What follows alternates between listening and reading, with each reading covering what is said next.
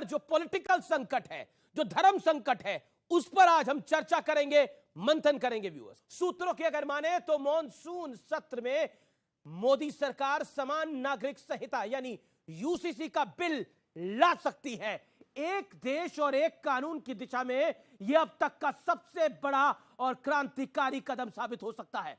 प्रधानमंत्री मोदी पहले ही कह चुके हैं कि एक घर में दो कानून अब नहीं चलेंगे। प्रधानमंत्री ने अपनी मंशा जाहिर की तो इस पर सियासी घमासान बच गया, भूचाल आ गया।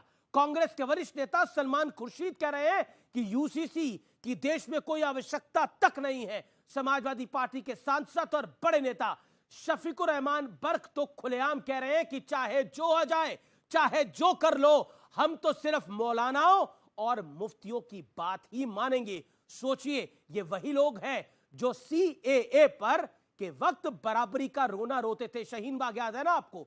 इन लोगों की मांग थी कि सीए में मुसलमानों को कोई क्यों नहीं शामिल किया गया, लेकिन आज इन्हें बराबरी खल रही है। और क्यों खल रही है?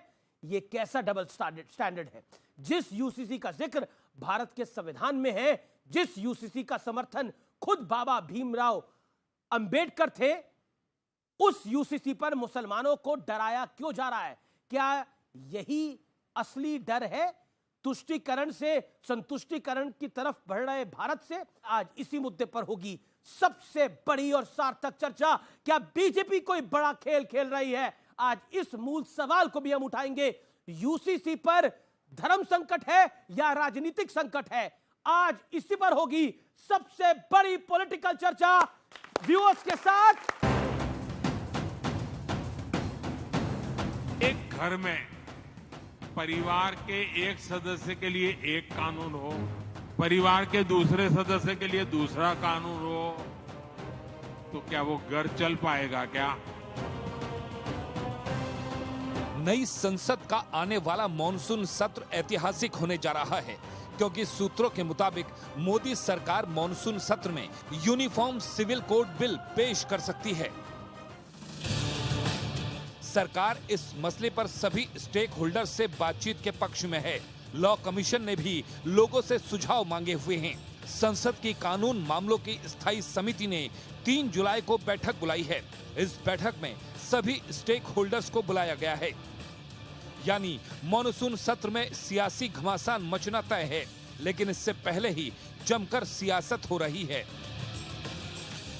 जो फैसला यहाँ के उलमा मुफ्तियान करेंगे उसको हम मानेंगे। हम गवर्नमेंट ने यहाँ पर जो तय कर रही है उसके खिलाफ है, यूनिफॉर्म कोड के खिलाफ है। कुरान का हुक्म है, अल्लाह का हुक्म है, उसमें जो अल्लाह का हुक्म है हम उसको मानेंगे। तो क्या यूनिफॉर्म सिविल कोड के नाम पे आप प्लुरलिज्म, डाइवर्सिटी को छीन लेंगे क्या आप? और प्रधानमंत्री यूनिफॉर्म सिविल कोड के नाम पर हिंदू सिविल कोड की बात करना चाह रहे हैं। मकसद क्या है कि टारगेट करो भारत के मुसलमानों को। यकीनन अभी इसकी आवश्यकता नहीं है। ये हमारी पार्टी ने मांग की है कि हमें बताइए कि इसकी क्या आवश्यकता पड़ी थी। Cooperate with the government to implement the constitution and ensure that there is equality for everyone. इसके बजाय कि इसको आगे चलाएं, इस पे बार-बार सोचें कि कहीं कोई तूफान ना आए। हालांकि आम आदमी पार्टी और जेडीयू ने कुछ शर्तों के साथ यूसीसी के समर्थन का ऐलान किया है। यूसीसी का जो भी दस्तावेज होगा सामने आने दीजिए, सामने तो आने दीजिए। हम किस चीज पे हम समर्थन देना चाहते हैं यूसीसी को, किस पे समर्थन दे दें, मोदी जी से पूछ के। दूसरी ओर यूसीसी पर डर की दुकान खोलने वाले भी मुखर हो गए हैं।